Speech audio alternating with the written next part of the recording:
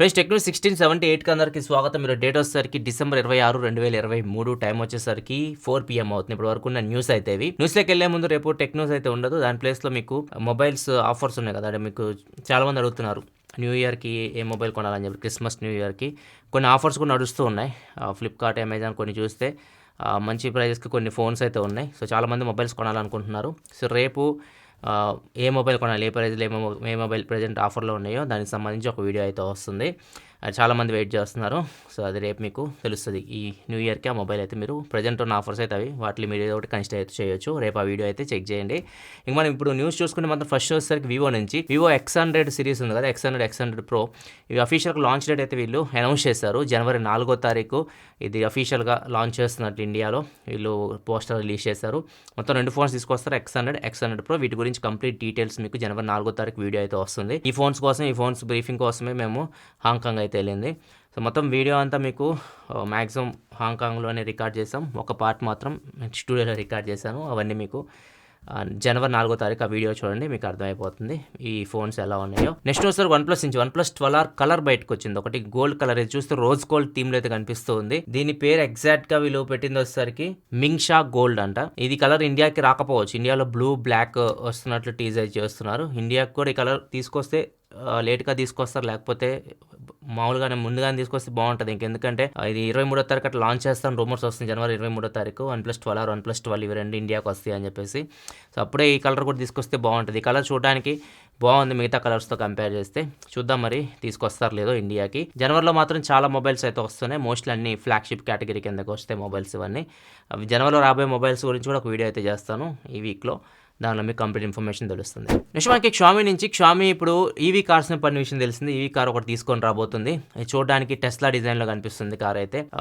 ఈ కార్ ఇప్పుడు రోడ్ల మీద కనిపిస్తుంది. ఇండియాలో, చైనాలో ఇది రోడ్ల మీద కనిపిస్తూ ఉంది తిరుగుతూ. తొందరలో లాంచ్ చేయబోతున్నట్లు కూడా డిసెంబర్ 28వ తారీఖు దీన్ని అఫీషియల్గా అనౌన్స్మెంట్ చేస్తారు చైనాలో అని చెప్పేసి ఇన్ఫర్మేషన్ వస్తుంది. మిగతా దేశాలకు తీసుకొస్తారో తెలియదు కానీ ఇది ఫస్ట్ అయితే చైనాలో వీళ్ళు లాంచ్ చేయొచ్చు, తర్వాత వేరే కంట్రీస్కి ఎక్స్పాండ్ చేయొచ్చు. ఇండియాలో అయితే టెస్లా కోసం చాలామంది వెయిట్ చేస్తున్నారు.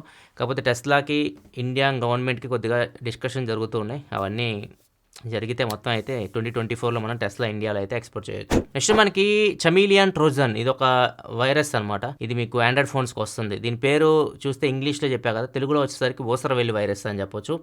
ఊసరవెల్లి వైరస్ అంటే ఏంటంటే ఊసరవెల్లి రంగులు మారుస్తుంది కదా, ఇది కూడా అలానే రంగులు మారుస్తుంది. ఎట్లా ఇది వర్క్ అయ్యిద్దంటే, ఇది ఎలా వస్తుందంటే ఆండ్రాయిడ్ ఫోన్స్కి వస్తుంది. ఇది ఆండ్రాయిడ్ ఫోన్స్లో మీరు థర్డ్ పార్టీ యాప్స్ డౌన్లోడ్ చేస్తూ ఉంటారు. ఏపీకే ఫైల్స్ ఉంటాయి కదా, వాటిని వేరే వెబ్సైట్స్ నుంచి కానీ ఇంటర్నెట్లో వెతికి మీరు డౌన్లోడ్ చేస్తుంటారు కదా, అట్లాంటి యాప్స్ని వీళ్ళు టార్గెట్ చేస్తున్నారు. అట్లాంటి యాప్స్లో దీన్ని ఇంక్లూడ్ చేస్తున్నారు.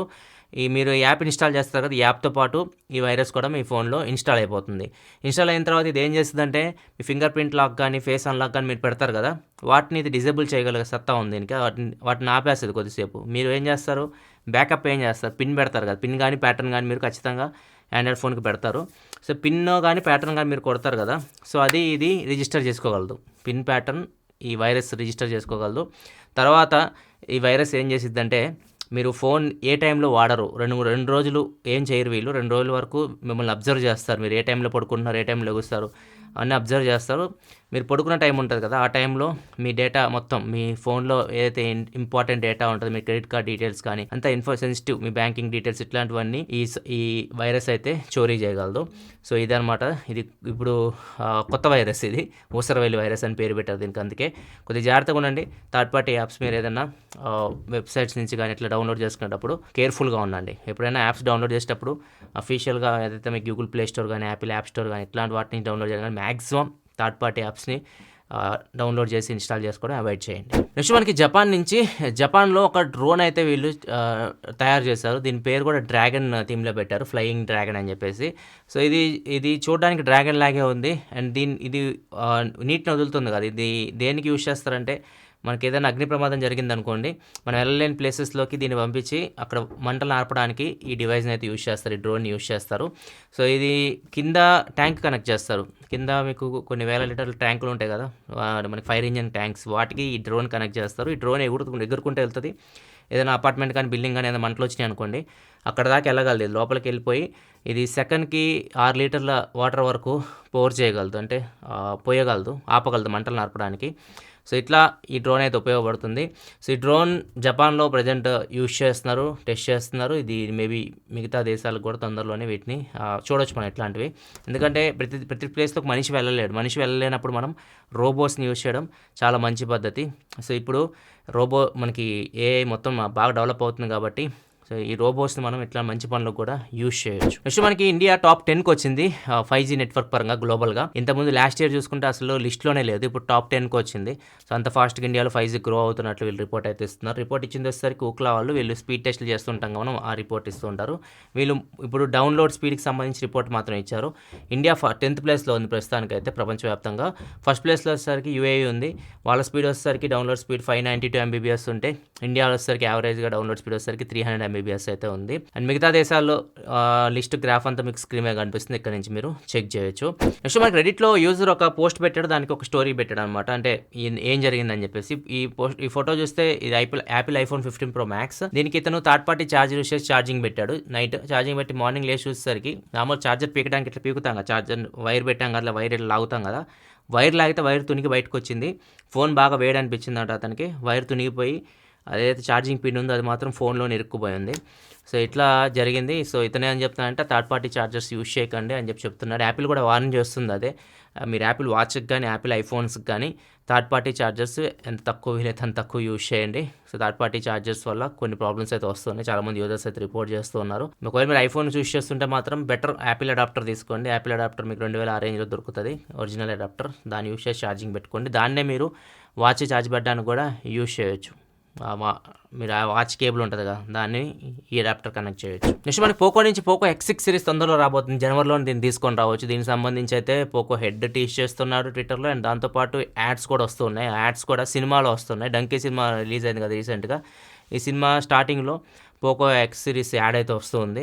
హార్దిక్ పాండ్యా వీళ్ళ బ్రాండ్ అంబాసిడర్ కదా, సో అతను టీచ్ చేస్తూ మొత్తం X అయితే టీచ్ చేస్తున్నారు. ఈ X సిరీస్ మోస్ట్లీ ఏదైతే రెడ్మీ నోట్ సిరీస్ లాంచ్ అవబోతుంది, జనవరి 4వ తారీఖు లాంచ్ అవుతుంది కదా రెడ్మీ నోట్ 13 సిరీస్. దానిలో ఏదైతే 13 Pro ఉందో అదే స్పెసిఫికేషన్స్తో ఇది రావచ్చు. వీళ్ళు మోస్ట్లీ రెండు బ్రాండ్ డివైడ్ అయిపోయినట్లుంది. రెడ్మీ వచ్చేసరికి వీళ్ళు ఆఫ్లైన్ ఫోకస్ చేసి ఫోన్స్ తీసుకొస్తున్నారు. అండ్ పోకో వచ్చేసరికి ఆన్లైన్ కేటగిరీ ఆడియన్స్ని టార్గెట్ చేస్తున్నారు. వీళ్ళ మార్కెట్ స్ట్రాటజీ అయితే ఈ ఇయర్ అట్లా ఉండబోతున్నట్లుంది. ఎందుకంటే రీసెంట్గా రెడ్మీ 13C 5G తీసుకొచ్చింది, అదే వీళ్ళు పోకో M6 5G అని చెప్పేసి తీసుకొచ్చారు. రెండు డిఫరెంట్ మార్కెట్స్ని వీళ్ళు టార్గెట్ చేస్తున్నట్టు అర్థమవుతుంది. నెక్స్ట్ మనకి బెంగళూరులో ఒక డ్రైవర్, ఓలా ఊబర్లో ఇతను ఇంతకుముందు డ్రైవర్గా పనిచేసేవాడు. ఇతను వాళ్ళు కమిషన్ ఎక్కువ తీసుకుంటున్నారని చెప్పేసి ఇతను ఓన్ యాప్ క్రియేట్ చేసుకున్నాడు. ఇతను ఒక కొత్త యాప్ క్రియేట్ చేసుకున్నాడు. యాప్ పేరు వచ్చేసరికి నానో అని చెప్పేసి పెట్టాడు. సో ఈ యాప్ యూజ్ చేసి అతనితో పాటు ఒక 600 డ్రైవర్స్ దీనిలో రిజిస్టర్ అయ్యారంట. వీళ్ళందరూ ఈ యాప్ యూజ్ చేసి బుకింగ్స్ అయితే చేసుకుంటున్నారు. అండ్ ఇతను ఎక్కువ కమిషన్ తీసుకోవట్లే అని చెప్తున్నాడు. అసలు తీసుకోవట్లే అని చెప్పట్లేదు, కొద్దిగా తక్కువ కమిషన్ వాళ్ళతో కంపేర్ చేసి తీసుకుంటున్నాడు చెప్తున్నాడు. బెంగళూరు గవర్నమెంట్ కూడా రీసెంట్గా చెప్పాను మీకు న్యూస్లో, వాళ్ళు ఓన్గా ఒక యాప్ని క్రియేట్ చేయబోతున్నారు. ఓలా ఊబర్ సర్వీసెస్ ప్రొవైడ్ చేస్తారు, సేమ్ అదే యాప్ గవర్నమెంట్ క్రియేట్ చేస్తుంది. సో వీళ్ళు గవర్నమెంట్తో రిజిస్టర్ అవ్వచ్చు, కొద్దిగా ఎక్కువ కమిషన్ వస్తుంది ఓలా ఊబర్తో కంపేర్ చేస్తే. ఇది ఎగ్జాక్ట్ యాప్ ఎప్పుడు వస్తుందో ఏమీ ఇన్ఫర్మేషన్ లేదు, తొందరలోనే తీసుకొని రావచ్చు. దీని మీద అయితే వీళ్ళు వర్క్ చేస్తుంది కర్ణాటక గవర్నమెంట్. నెక్స్ట్ మనకి కోవిడ్ 4th వేరియంట్ JN.1, దీని గురించి ఆల్రెడీ నేను చెప్పాను మీకు చాలాసార్లు. ఇది మన తెలుగు రాష్ట్రాల్లో కూడా ఎంటర్ అయింది. వైజాగ్లో ఒక కేసు నమోదంటే ఒకరు చనిపోయారు. తెలంగాణలో కూడా ఒక వ్యక్తి అయితే చనిపోయారు ఉస్మానియా హాస్పిటల్లో రీసెంట్గా. సో కొద్దిగా జాగ్రత్తగా అయితే ఉండండి. కేరళలో కూడా రోజుకు 200 కేసులు నమోదవుతూ ఉన్నాయి. అండ్ ఇది సింటమ్స్ వచ్చేసరికి థర్డ్ వేవ్లో ఏదైతే ఒమిక్రాన్ సింటమ్స్ ఉన్నాయో అలానే ఉంది. ఇది ఎంత కొద్దిగా కేసులు నమోదైన వాటిలో కూడా కొద్దిగా డెత్ రేట్ కూడా ఉంది. కొద్దిగా జాగ్రత్తగా ఉండండి. దీని నుంచి కొద్దిగా ఏమన్నా మీకు దగ్గు, జలుబు, ముఖ్యంగా పొడి దగ్గు, జలుబులు కానీ లేకపోతే ఫీవర్ ఉంటే మాత్రం ఖచ్చితంగా ఒకసారి కోవిడ్ టెస్ట్ చేయించుకొని కొద్దిగా జాగ్రత్తలు అయితే పాటించండి. ఇది ఇప్పుడు వరకు ఉంది న్యూస్ అయితే. రేపైతే మీకు చాలామంది అడుగుతున్నారు ఏ మొబైల్ కొనాలని చెప్పేసి ఈ న్యూ ఇయర్ లోపు, అంటే క్రిస్మస్ న్యూ ఇయర్కి. సో దానికి సంబంధించి ఒక వీడియో అయితే వస్తుంది. సో దాన్ని మీరు చెక్ చేయొచ్చు. వీడియో లైక్ చేయ, మరిన్ని వీడియోస్ కోసం మన ఛానల్ సబ్స్క్రైబ్ చేసుకొని ఫాలో అవుతున్నాను. Thanks for watching. Bye bye now.